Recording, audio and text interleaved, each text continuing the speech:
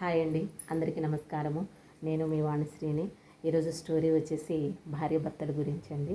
మనము భార్యాభర్తల గురించి ఎన్ని స్టోరీలు చేసినా ఎంత చెప్పినా చాలా తక్కువేనండి. ఎందుకంటే ఆ బంధం అలాంటిది. అన్యోన్యమైన దాంపత్యము, గొడవలతో కూడుకున్న దాంపత్యము, మనస్పర్ధలతో కూడుకున్న దాంపత్యము చాలా విచిత్రంగా ఉంటుందండి బంధము. నిజంగా గొడవ పెట్టుకున్న అంతసేపు గొడవ పడాలనిపిస్తుంది, మళ్ళీ తర్వాత క్షణము మళ్ళీ కావాలనిపిస్తుంది. నిజంగా భార్యాభర్తల బంధము చాలా అద్భుతమైందని చెప్తానండి నేను. ఎందుకంటే నేను కూడా ఫేస్ చేస్తున్నాను కాబట్టి చెప్పగలుగుతున్నాను ఇంత అనర్గళంగా. కాబట్టి ప్రతి ఒక్కరి జీవితంలో ఇవి జరుగుతూనే ఉంటాయండి. ఎవ్వరి జీవితంలో జరగవని నేను అననండి. ప్రతి ఒక్కరి జీవితంలో, భార్యాభర్తల జీవితంలో ఈ సిచ్యువేషన్ అనేది వస్తుంది. కాబట్టి మనకి ఏదైనా సిచ్యువేషన్ వచ్చినప్పుడు మనం ఏ విధంగా ఆలోచించాలి, దాన్ని ఏ విధంగా ఫేస్ చేయాలనేదే ఈ స్టోరీ అండి.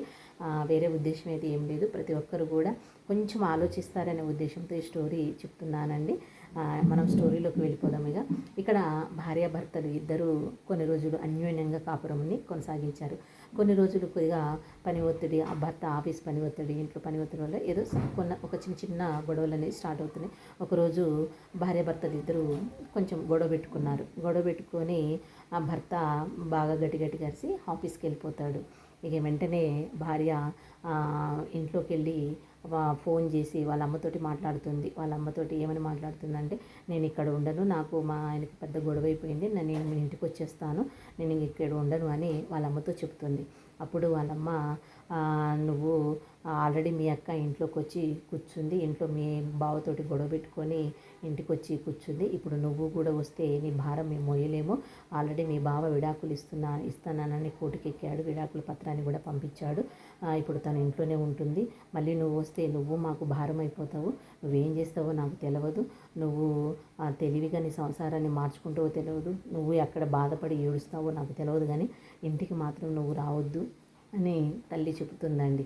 అలా చెప్పేసరికి అసలు ఏం చేయాలో అర్థం కావట్లేదు. ఎందుకంటే భర్త చూస్తే ఇటు ఇలా గొడవ పెట్టుకొని వెళ్ళిపోయాడు, తల్లి చూస్తే రావద్దు అన్నది, ముందు చూస్తే వెలిగి వెనక చూస్తే గొయ్యిలాగా ఆమె పరిస్థితి చాలా అధ్వానంగా తయారైపోయి ఏం చేయాలో అర్థం కాక ఆలోచిస్తూ ఉండిపోయింది. ఆలోచిస్తున్న క్రమంలో పొద్దున జరిగిన గొడవలో కొంచెం తప్పు ఆమెది కూడా ఉందని అనిపించింది.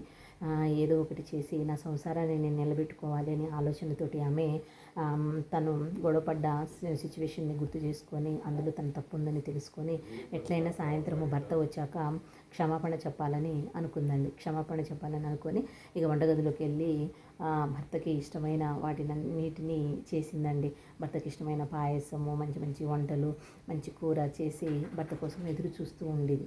అయితే సాయంత్రం అయిపోయేలోపు భర్త ఈలోపు ఇంటికి వచ్చేసరికి భార్య భర్తకి ఎదురుపోయి ఆ సూట్ కేసు తీసుకొని ఇంట్లో పెట్టి స్నానం చేసి రండి టవల్ ఇచ్చేసి భోజనం పెట్టింది. భోజనం పెట్టేసరికి అక్కడ టేబుల్ మీద తనకి నచ్చిన పిండి పదార్థాలు, భోజనం అవన్నీ ఉండేసరికి తన మనసులో అనుకున్నాడు, పొద్దున అంత గొడవ పడినా కూడా నా భార్య నాకు ఎదురొచ్చి నన్ను మంచిగా పలకరించి నాకు ఇష్టమైనవి అన్నీ వండి పెట్టింది, అయ్యో అనవసరంగా దీంతో నేను గొడవ పెట్టుకున్నానే అని మనసులో అనుకుని దీన్ని ఇంకెప్పుడన్నా గొడవ పెట్టుకోవద్దు, దీన్ని మంచిగా చూసుకోవాలన్న ఆలోచన వచ్చింది అతనికి. వచ్చేసరికి ఇద్దరు కలిసి మంచిగా హ్యాపీగా భోజనం చేశారు. చేసిన తర్వాత భర్త పొద్దున గొడవ పడినందుకు సారీ అని భర్త చెప్తాడు. అప్పుడు భార్య కూడా నాది కూడా తప్పు ఉంది కదా అండి, నేను కూడా సారీ చెప్తున్నాను, ఇంకెప్పుడు నేను అలా గొడవ పెట్టుకోను అని చెప్తుంది. అంటే ఒకవేళ ఆమె ఫోన్ చేసినప్పుడు వాళ్ళమ్మ ఇంటికి రమ్మనుంటే ఆమె పరిస్థితి వేరేలాగా ఉండును.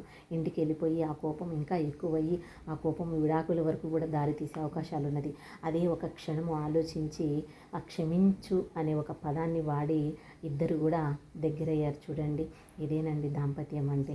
నిజంగా మనం కూడా ఎప్పుడన్నా గొడవలు సహజం అండి, గొడవ రాకుండా ఉండరండి. నిజంగా అన్యోన్యమైన దాంపత్యం అన్నా, మంచి ప్రేమ ఉన్న దాంపత్యం అన్నా కూడా గొడవలు అనేవి సహజం, రావాలి కూడా.